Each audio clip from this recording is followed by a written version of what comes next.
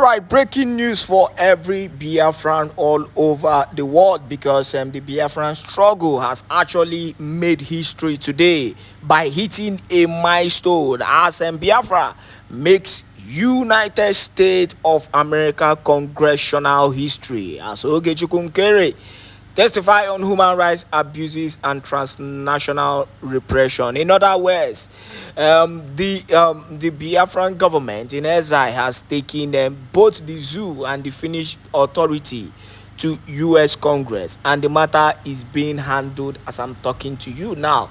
These are many approaches from the different factions is what we are interested in. Multi-dimensional approaches in making sure that the leader of the prime minister of the Biafran Republic government in exile, in the person of Mazi Simon ÈKPÁ, and also the leader of the indigenous people of Biafra, Mazi Nnamdi Kanu, is freed as quickly as possible. You must understand this, and that is why we are hoping that as soon as possible this will actually yield a good result. Now in full detail of this history, let us give you the full news in detail, because as I'm even talking to you, the zoo government are scared because I saw this on their news platform. Most of them have already started carrying it on their news platform. That is how important it is. The news. A major milestone for the Biafran cause unfolded in Washington, D.C. as Ogechukwu Nkere, acting Prime Minister of the Biafran Republic government in exile, submitted historic testimony to the United States Congressional Tom Lantos Human Rights Commission on July 25, 2025. Nkere's statement, delivered in his capacity as a Biafran American political and human rights activist, marks the first time the Biafran issue has officially entered the United States congressional record in modern history. Nkere's testimony was submitted in response to the Commission's June 24 hearing titled Transnational Repression, Trends and Policy Approaches, co-chaired by Congressman Chris Smith and Congressman Jim McGovern.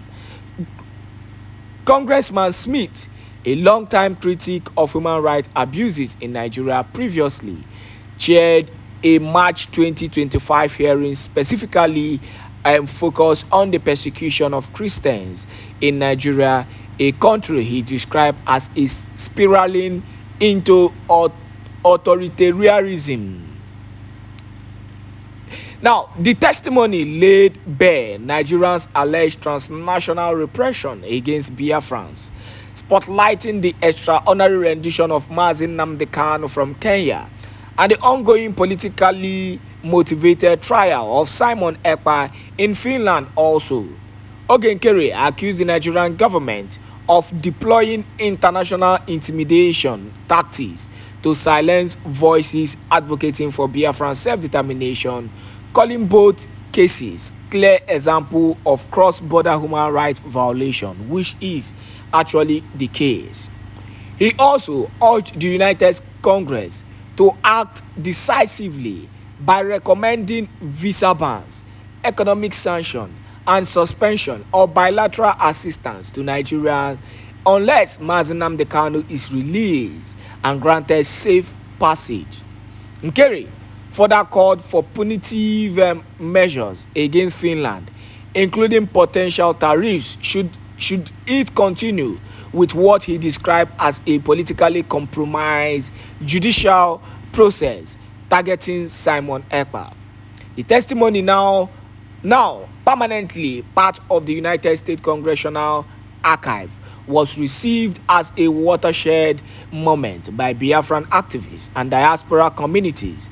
Many hailed Nkere's action as a long overdue step towards internationalizing Biafran's decades-long struggle for autonomy, justice, and accountability, as the case may be.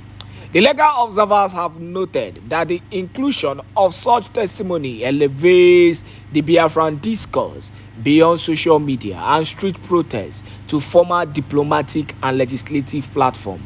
Analysts say it could add pressure on Western governments to re-examine their silence on the Nigerian Biafran conflict, especially amid rising reports of state-sponsored repression. The full testimony and related hearing documents are accessible.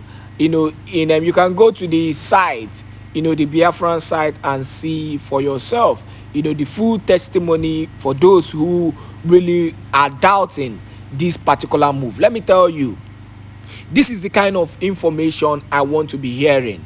This is the kind of information I want to see, because it is very important. But before we go further, I want you to watch the video of the congressman, handling critical issue based on this. Please watch this video and make sure you share to as many Biafrans as possible so that they can know what is really happening in Biafran land. Enjoy. As the bishop, the Catholic Bishop of Makurdi Diocese, the capital of Benue State in Nigeria.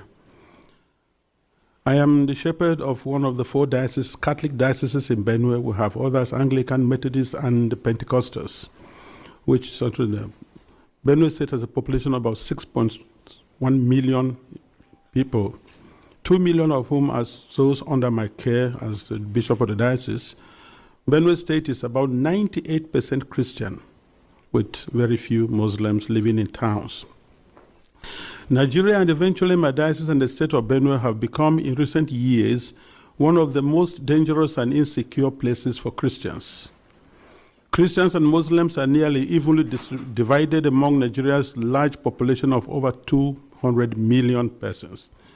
Islamist extremists are fiercely contesting the possession, control, and governing law of the land, especially in the country's northern and central regions, the latter of which is where Benue is located. There are constant ethnic, political, and religious conflicts over land and allegiance. Constitutionally, we are a secular country, but our unity has been fragile. Political and religious actions and even public speech have been carefully managed to avoid accusations of religious bias and political tensions.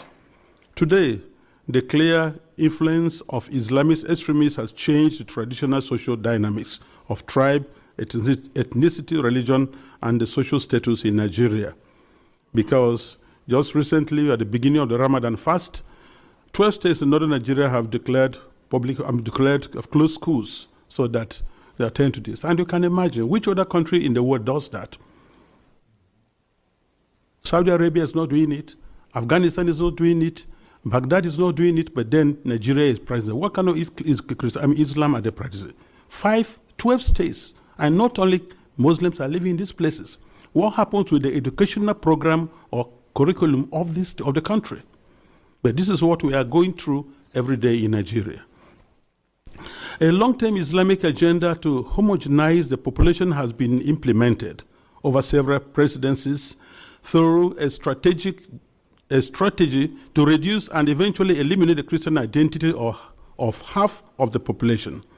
This strategy includes both violent and non-violent actions, such as the exclusion of Christians from positions of power and adoption of such church members, the raping of women, the killing and exploitation of Christians, the destruction of churches and farmlands of Christian farmers, followed by the occupation of such lands by the Fulani herders, and also changing the names of these villages.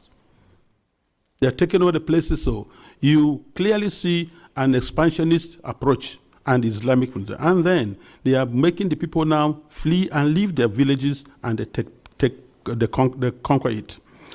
The quest to Islamalize the land appears high on the agenda of some of the powerful and influential Muslims in Nigeria. There is a campaign to take land to spread Islam, and there is the hemorrhaging of Christian farmers from the central region of Nigeria and Benue State, and Makurdi Diocese in particular, as they are forced to abandon fertile lands that used to feed the nation, which classify Benue as the food basket of the nation.